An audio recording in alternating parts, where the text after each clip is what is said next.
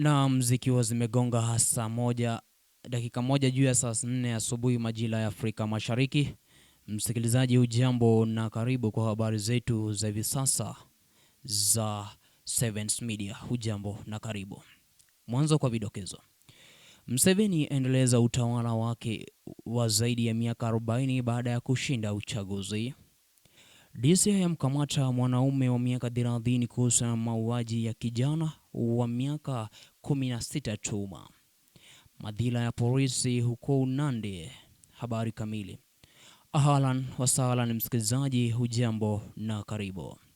Rais wa Uganda Yoweri Kaguta Museveni alishinda muhula wake wa 7 madarakani siku ya Jumamosi baada ya uchaguzi uliokumbwa na vurugu na kusitishwa kwa interneti na mitandao ya kijamii.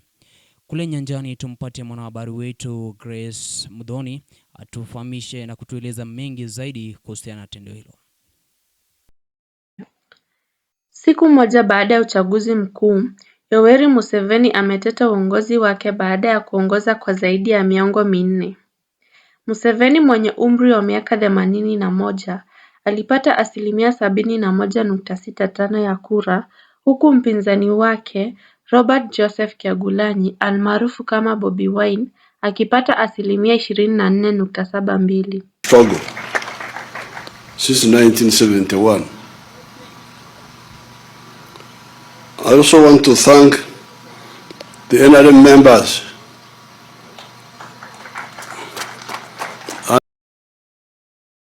Akiwahutubia wanachama wake wa NRM, Museveni ameshutumu upinzani kwa madai ya kuvuruga uchaguzi. Bobi Wine amepinga matokeo ya uchaguzi huo na kudai yalikumbwa na udanganyifu. Hata hivyo, ripoti ya waangalizi wa Jumuiya ya Afrika wanasema uchaguzi huo ulikuwa wa haki na amani. Nikiripotia runinga ya Sevens Media, jina langu ni Grace Mudhoni. Me that please stop what you're doing because we know everything. Na kwa habari zingine ni kwamba mume mwenye umri wa miaka 30 amekamatwa na polisi kuhusiana na kifo cha mpo wake mwenye umri wa miaka 16 katika eneo la Tuma, kaunti ndogo ya Samburu Kaskazini. Mwanahabari wetu kule nyanjani Wedi Wanja atatufahamisha zaidi kuhusiana na tendo hilo. Polisi wanamzuia mwanaume mmoja kwa tuhuma za kumuua mpo wake mwenye umri wa miaka 16 katika tukio la kusikitisha lililotokea kufuatia mzozo wa kifamilia ambao chanzo chake bado hakijabainika. Kwa mujibu wa taarifa za polisi, kijana Alpha Lemosa alipata majeraha mabaya baada ya kushambuliwa na mjomba wake.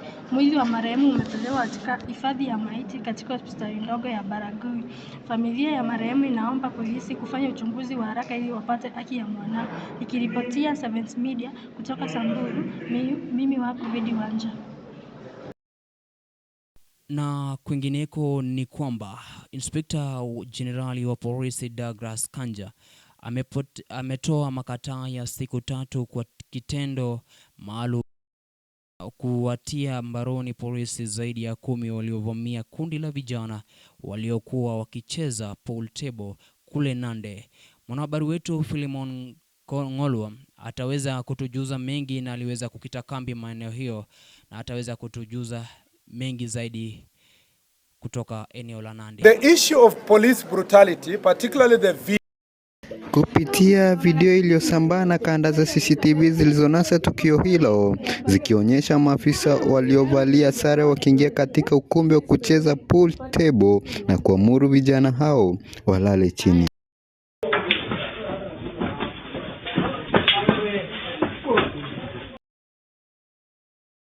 Kitendo hicho kimeibua hisia mseto kutoka kwa watetezi wa masuala ya haki za kibinadamu na mashirika ya kijamii, huku mamlaka kutathmini utendakazi wa polisi IPOA ikianza uchunguzi. Baadhi ya waathirika wamejitokeza kulilia haki.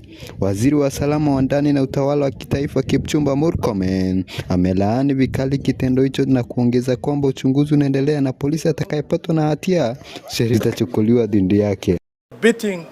Young men who are playing the game of pool and which is dated estimated to be 10th of this month is barbaric, it is unacceptable, it's inhuman, it's unconstitutional, it's illegal. Na bila shaka msikilizaji, kufikia hapo hatuna budi kulikunja jamvi letu asubuhi ya leo. Kwa heri kwa sasa.